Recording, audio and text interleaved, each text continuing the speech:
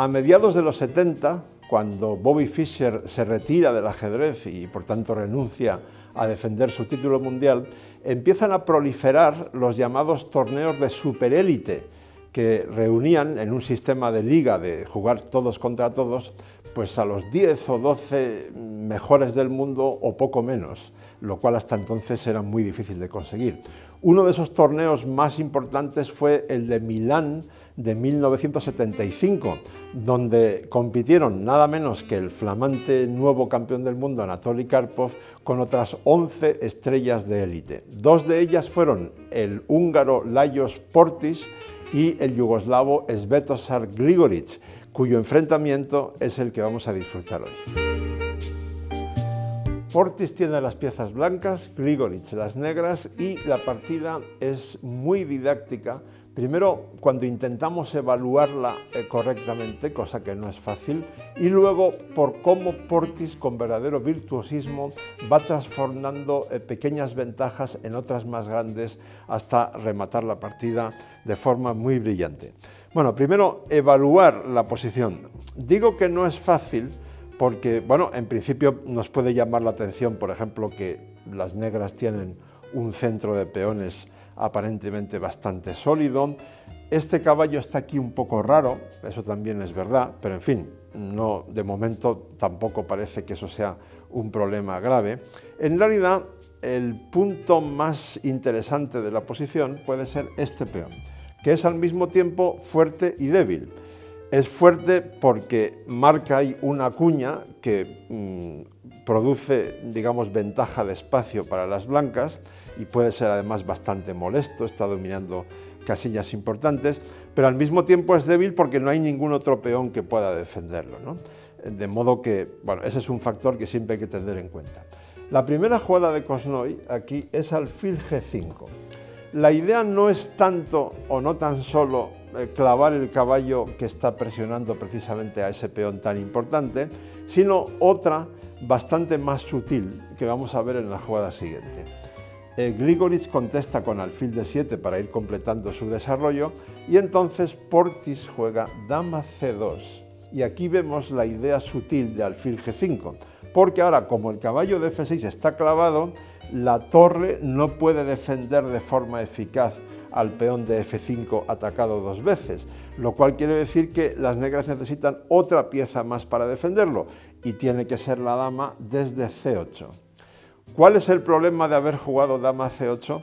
Que las negras acaban de colocar su dama en una columna abierta. Es verdad que de momento también está la dama blanca en esa columna, pero esta jugada de Portis es también muy sutil. Torre de A a C1. El plan ahora es muy sencillo, pero no por sencillo es menos peligroso. Se amenaza simplemente dama B1 seguido de, por ejemplo, caballo B5, y el ataque de la torre sobre la dama daría a las blancas, pues eso, una presión en el flanco de dama realmente importante. Entonces, aquí Grigorić, digamos, quizá no supo conservar la sangre fría. Él tenía una forma bastante razonable de construir una estructura defensiva más o menos sólida, por ejemplo, jugando torre F7 y contra dama B1 llevando la dama hacia F8. El rey negro estaría bien protegido y las amenazas blancas se habrían solapado más o menos, se habrían evitado. Pero Korchnoi, como digo, no se siente cómodo en una posición así restringida y ve un método táctico que en realidad no tiene mala pinta, pero la partida demuestra que no fue una buena solución.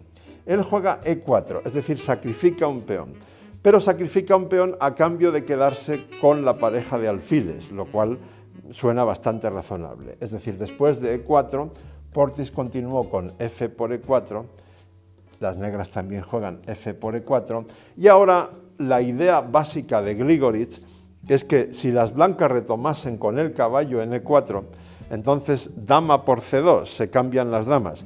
Y sea como sea la manera en la que las blancas retomen en C2, repito, después de caballo por E4, dama C2, supongamos alfil por C2, por ejemplo, en ambos casos las negras, ya sea tomando en D5 o de otras maneras tendrían ataque contra el punto B2, como digo, el peón de D5 estaría débil. En fin, tomar con el caballo en E4 no es una buena idea, hay que tomar con el alfil.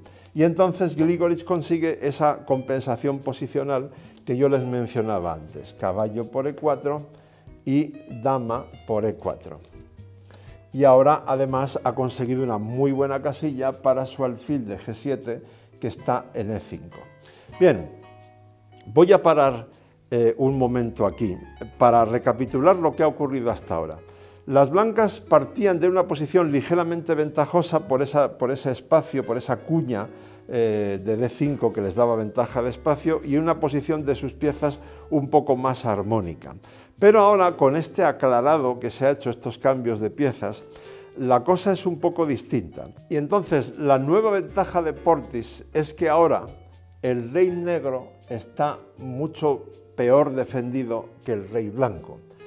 Todo este complejo de casillas cercanas al monarca de Grigorich está debilitado, mientras que el monarca blanco está mucho mejor protegido. Y además, aparte de que las negras solo tienen un soldado de infantería aquí en H7 protegiendo a su rey, además hay un factor táctico realmente delicado que aumenta todavía más la ventaja blanca. Ese factor táctico es la frágil posición de este caballo en H5. Por eso, la siguiente jugada de Cosnoy, que es muy fuerte, es dama H4. Porque claro, ahora ya se está evitando que el caballo pueda retroceder vía F6, que sería su mejor casilla, porque la casilla F6 ha sido conquistada por las blancas. Entonces, bueno, Grigorich no encuentra nada mejor que torre por F1 jaque, torre por F1 para de ese modo poder llevar la dama con seguridad a la casilla E8 y defender, parece que sólidamente, el caballo de H5. Pero entonces Portis vuelve a dar otro golpe posicional muy refinado y no por ello menos contundente. Y juega caballo F4, una jugada digamos muy sencilla, pero muy eficaz. Porque si las negras se desembarazan de este alfil, o sea, si hubiera cambios masivos en la casilla F4, caballo por, alfil por, etc., entonces fíjense que la ausencia de este alfil dejaría aún más desprotegido al rey de las negras. Las casillas F6, G7, H6 ya no tendrían al alfil para poder protegerlas. De manera que ante el nuevo ataque contra H5, si no es bueno tomar en F4, no hay más remedio que retroceder con caballo G7. Y aquí ya podemos hablar de una ventaja sólida de las blancas, por estos motivos que les acabo de explicar. Tan sólida que en realidad la jugada que hace Portis ahora no es la mejor. No sé muy bien por qué la hizo, no sé si estaría apurado de tiempo o no vería algo con claridad. Él ahora podría haber jugado ya alfil F6, que es la jugada que seguramente se nos ocurriría a casi todos, porque es la más normal, ¿no? Sin embargo, juega torre F3. No es mala esa jugada, quiero decir, esa torre puede ir a E3 clavando este alfil o a G3 en algunos casos, pero como verán tiene sus problemas, en realidad no era necesaria, vamos a decirlo así. Grigorich, con buen criterio, aprovecha esa imprecisión de Portis para mejorar un poco su estructura defensiva y juega alfil F5. Y ahora hay que tener mucho cuidado de no jugar inocentemente alfil F6, porque después del cambio en F6 la dama viene a E1 y da mate. Ese es el problema de haber jugado torre F3. Por eso Portis juega H3, con el fin de darle una ventanita de aire a su monarca y que no haya mate en la primera fila. Lo cual Grigorich aprovecha para jugar B5, activar este peón. Si el hecho de que las blancas se lo puedan comer no es importante, porque también está muy débil el de B2, lo importante es intentar desviar a este caballo de C3 para que no siga en una posición tan armónica con sus otras piezas, para que no pueda contribuir al ataque. Pero bueno, entonces Portis ya puede seguir con su plan, ahora sí, alfil F6, B4, hay que retirar el caballo a E2, y ahora hay que hacer algo en aquel flanco, porque aquel caballo de G7 está defendido solo por el rey. Por tanto, Grigorich juega dama F7, pero eso permite la jugada caballo H5, directamente, digamos, al corazón de las negras, sacando el máximo provecho de la clavada en G7. No hay más remedio que tomar en F6 y ya hemos conseguido eliminar al famoso alfil de casillas negras, caballo por F6. ¿Qué se está amenazando ahora? Pues muy sencillo, como la dama negra está en la misma columna que la torre blanca, se está amenazando caballo por H7. Entonces Grigorich mueve la dama a E7, pero entonces el otro caballo, ese que teóricamente había sido desplazado, en realidad entra en acción de forma decisiva. La pieza que da la puntilla a esta partida y de una manera realmente muy contundente es este caballo que para empezar salta a D4. Recuerden que el rey blanco dispone ya de la ventanita en H2 ante posibles jaques. Caballo D4 ataca el alfil, ese alfil evidentemente tiene que moverse de ahí, alfil G6, pero ahora caballo C6 ataca a la dama y algunos pueden pensar, bueno, sí, ataca a la dama, pero en este flanco no está pasando nada. ¿Por qué este caballo se marcha del flanco de rey, que es donde realmente están las hostilidades? Bueno, enseguida lo van a ver ustedes, la cosa es mucho más dura de lo que parece. Ataca a la dama, digo, entonces Grigorich juega dama B7 y ahora fíjense en qué remate, digamos, más elegante, ¿no? Caballo por H7, magnífico golpe. ¿Cuál es la idea? Que si alfil por H7, entonces este caballo que pensábamos que quizá no estaba haciendo nada útil en el flanco de dama, repito, si alfil por H7, caballo D8, protegido por la dama de H4, y caballo D8 obstruye la acción de la torre de A8 sobre F8, donde las negras podrían dar un jaque mortal. Por tanto, no se puede, no se debe, sí se puede, pero no se debe tomar el caballo de H7, hay que hacer otra cosa. Ante las amenazas de las blancas, pues no creo que aquí haya nada mejor que caballo F5, atacando a la dama blanca. Pero entonces Portis remata la partida de manera brillante y elegante a la vez. Sacrifica su torre en F5, alfil por F5 y ahora caballo E7. Nuevamente este caballo de refresco que ha llegado a última hora obstruye una acción defensiva, ataca el alfil de F5. Si las negras juegan ahora, bueno, aquí abandonó Grigorich, porque si alfil por H7, dama F6 sería mate.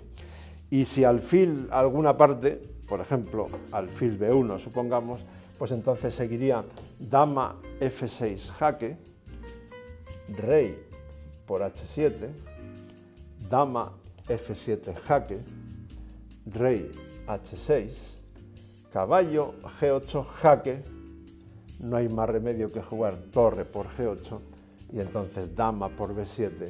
Y en esta posición técnicamente es muy fácil la victoria de las blancas. Aunque las negras tengan torre y alfil por la dama, el rey negro está muy desprotegido, los peones negros son débiles. En fin, esta partida, si no hubiera abandonado Grigorich, no tendría mucho sentido jugarla. Quiero recalcar este proceso que me parece sumamente instructivo de cómo ir transformando pequeñas ventajas en otras más grandes.